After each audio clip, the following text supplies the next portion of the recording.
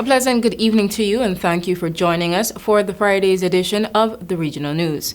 We start with some good news coming out of Trinidad.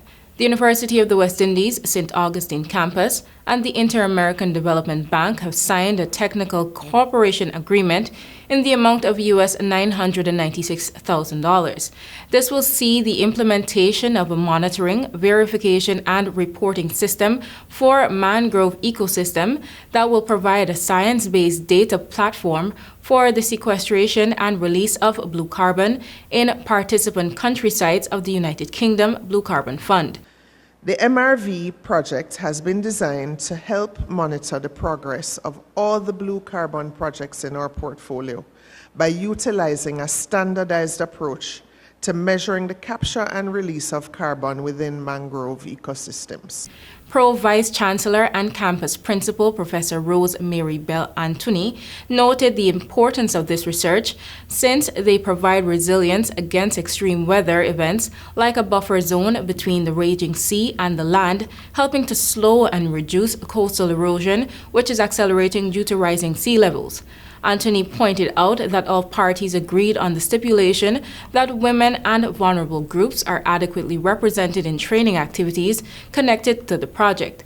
The University of the West Indies, which is very active in research on climate change and resilience, especially in the highly vulnerable Caribbean, established the Global Institute for Climate Smart and Resilient Development to lead research in the area.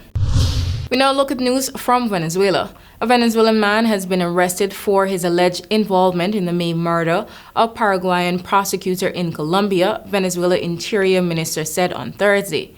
Gabriel Salinas was arrested on Tuesday at a routine checkpoint east of Venezuela's capital, Caracas, when he was found to have an outstanding arrest warrant. Salinas is accused of participating in the murder of Paraguayan anti-mafia prosecutor Marcelo Pesci, 45, who was shot dead while on his honeymoon on an island near the Caribbean city of Cartagena. Pesci was known for fighting organized crime, and Colombian authorities have pointed to Brazilian prison gang First Capital Command as being behind the attack. Salinas allegedly drove a jet ski carrying the shooter to and from the beach where Pesci was murdered on May 10th. According to Celebalos, Salinas will be tried in Venezuela. 4 others have been sentenced in Colombia to 23 years and 6 months in jail earlier this year for their involvement in Pesci's murder.